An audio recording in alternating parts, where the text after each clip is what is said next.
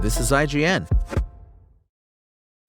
This fantastic factory building co-op adventure is so much more than Satisfactory.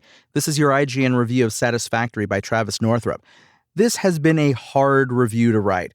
Not because I don't know what to say, but because every time I dip back into Satisfactory to look up an item name or confirm some detail, I find myself checking in on the state of my workshop, just for a moment, and then several hours have suddenly flown by.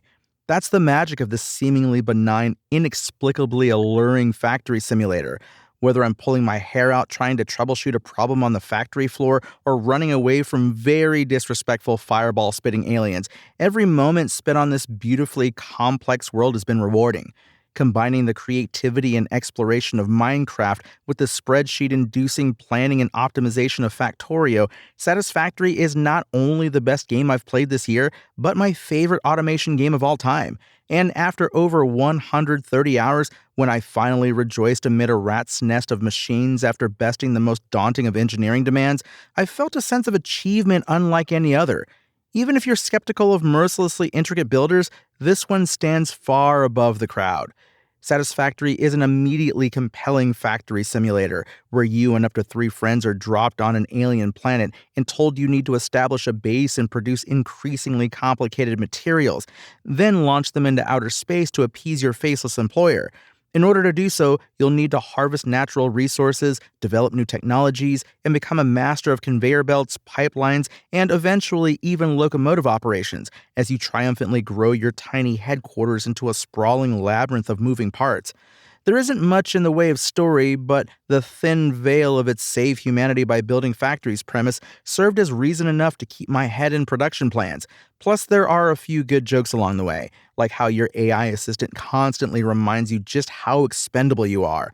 More and more is asked of you as you progress, and what starts out as a simple process of gathering leaves and mining iron to make basic tools quickly spirals into a convoluted whirlwind of refineries, manufacturing plants, nuclear power grids, and even reality-bending alien technologies that will produce everything from computer chips to interdimensional storage containers.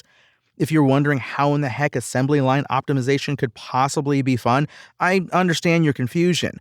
But in the same way that something like No Man's Sky gives you a ton of creative freedom while providing irresistible goals to chase along the way, Satisfactory never stops providing exciting new reasons to keep playing.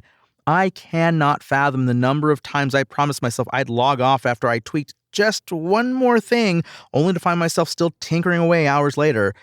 Each breakthrough moment, like figuring out how oil refineries work so you can start the production of plastic, organically leads to the next mountain to climb, like crafting a rifle and producing ammo with the byproducts of said refineries. Before you know it, you hear those morning chirps from birds outside your window and realize you might have made a mistake. When you're not juggling the hundreds of things to do with your factory operations, you'll take to a vast open world to explore the map, battle beasties, evade poison gas and irradiated zones, find hidden treasures, and befriend gross-looking lizard doggos to serve as your loyal companions. Opting for a single, impressively handcrafted world instead of the more commonly procedurally generated areas found in some of its peers, Satisfactory's map has a diverse set of regions with their own vibes, invaluable resources to plunder that are awesome to explore and even better to colonize with your hungry machines. As you gain access to new tools, you'll get better equipment to take out into exploration, which then gives you access to even more areas. Of course, it wouldn't be much of an alien planet if there weren't hostile critters who are quite interested in seeing your violent demise, be that boar-like creatures who charge at you or large glowing plants that spit out stinging fireflies. You'll unlock a few melee weapons and some basic guns and ammo, but combat clearly isn't the intended focus of Satisfactory, and it isn't anything special as a result.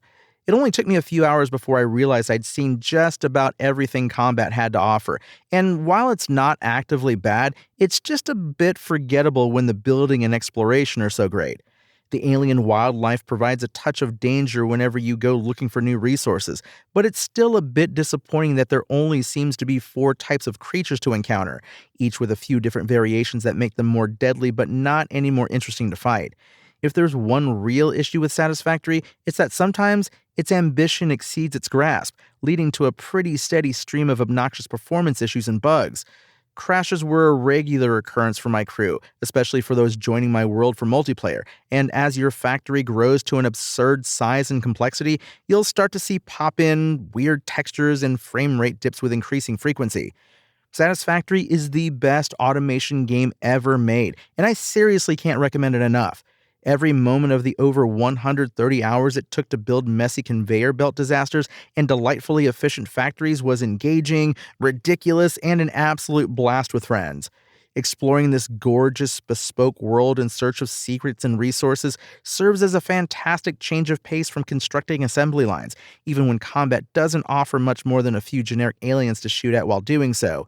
It's a drag that Satisfactory's insatiable appetite for electronics also results in regular technical annoyances, but none of them come close to souring the stellar factory builder. Satisfactory's IGN score? 9 out of 10. Thanks for listening to IGN. My name is Tony Jackson, and for the latest Satisfactory updates, visit us at IGN.com.